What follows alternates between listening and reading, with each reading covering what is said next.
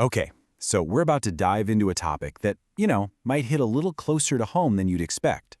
We're talking about the really strange and often difficult reality of being an adult who was once labeled a gifted child. It's this journey from feeling like you had all this promise to then struggling later in life, and a lot of the time it's a struggle people go through in silence. So just think back for a second. Do any of these labels ring a bell? Prodigy, genius, naturally gifted. Were you that kid that everyone just assumed had it all figured out? If any of that sounds familiar, then yeah, you are definitely in the right place. And this is really the heart of the problem, right? On one side, you have the promise of these amazing, powerful labels. But on the other side is the reality that so many former gifted kids are facing, feeling overwhelmed, totally stuck, and just completely burned out. So our goal here is to connect those two sides and really understand why this happens. Here's how we're going to break it all down. First, we're going to define what this paradox actually is. Then, we'll get into the crushing weight of all those early expectations. After that, we'll explore the unique way a gifted brain can actually be wired. And finally, we'll look at a path forward, how to move beyond that label. So, what is the gifted child paradox really? Well, it's this idea that being told you're special or smart as a kid doesn't automatically set you up for success. In fact, it can create this hidden psychological trap, one that usually doesn't spring shut until you're well into adulthood. So, what does that trap actually look like in real life? Well, the first part is just this immense, incredible weight of expectation. This is the part where all that praise you got from other people as a kid, it slowly turns into this relentless internal pressure you put on yourself as an adult.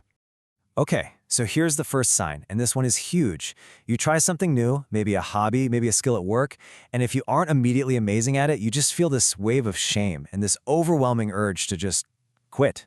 And that reaction, it's not random. It has really deep roots. And there's actually a psychological term for this. It's called a fixed mindset. See, when things came really easily to you in childhood, you start to believe that abilities are just fixed. You either have them or you don't. So as a result, anytime you struggle, it feels like proof that you're just not talented, which makes you want to avoid challenges altogether. Basically, because you got so much praise for not having to try, you missed out on building an absolutely critical skill, the resilience to be bad at something. You literally never learned how to handle the frustration and discomfort that is a non-negotiable part of learning anything new. All right, the next sign moves from what you can do to who you are. It's that nagging feeling that your self-worth is completely tied to your productivity. If you were always praised for your achievements instead of just for being you, that belief can get wired in pretty deep. And the consequences of thinking this way are pretty severe. It leads to this profound sense of guilt anytime you even try to relax, because you feel like you should be doing something productive. When your whole identity is wrapped up in what you produce, well, that is a one-way ticket to chronic burnout. Here's another one that can be so frustrating. It's that constant feeling that you're falling behind everyone else. Even if, on paper, you're doing great, you have a good job, a family, whatever, you might still obsess over how much more you should have accomplished by now. And what's so fascinating about this is the psychology behind it. A lot of gifted kids, well, they essentially grow up too fast. They take on these adult-level expectations long before they are emotionally equipped to handle them. It's like you started life's marathon at a full-on sprint, and now you're completely out of gas while everyone else is just hitting their stride. Now, we are going to pivot for what I think is a massive reframe. We're moving from the external pressures to your own internal wiring. And we're going to see how a lot of the things you might blame on yourself, like being lazy, are actually rooted in neurology. This experience can feel so incredibly isolating. I mean, you can solve some ridiculously complex problem at work, but then you struggle to keep your room tidy or even remember to eat lunch. And the fact that those things seem so easy for everyone else just makes the struggle feel that much worse.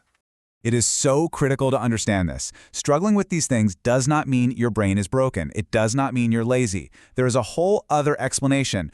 It's that your brain is just bored by the simple, mundane parts of being a human. Seriously. It's wired to seek out high-level stimulation. It thrives on that dopamine hit you get from complexity and novelty.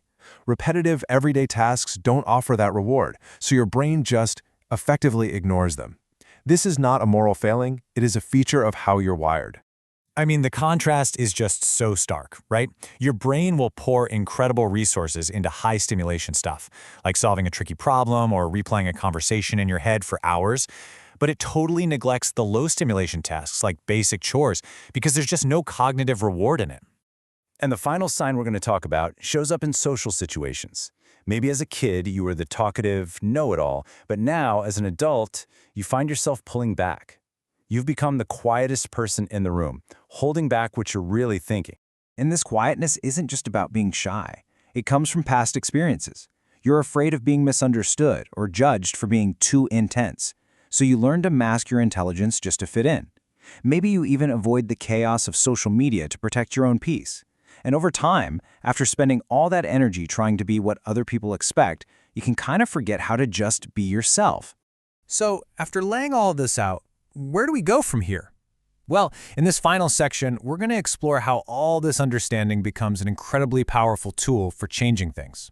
This is where we turn insight into action. Look, recognizing these patterns isn't about blaming the past or making excuses. It's about validation. It is about finally understanding that your struggles are not a sign of personal weakness. They are the completely predictable outcome of a very specific, very unique kind of childhood. The path forward can really be seen as a three-step process. First, just recognize these patterns in your own life. Second, understand their psychological roots, the why behind them. And third, and this is the most important part, you reclaim your narrative. You are the one who gets to decide what happens next. So let's end with one last really powerful question to think about. What if that label, gifted, was never supposed to be your identity? What if it isn't who you are, but it was simply where you started? Your story isn't over. The rest of it is totally unwritten, and you're the one holding the pen.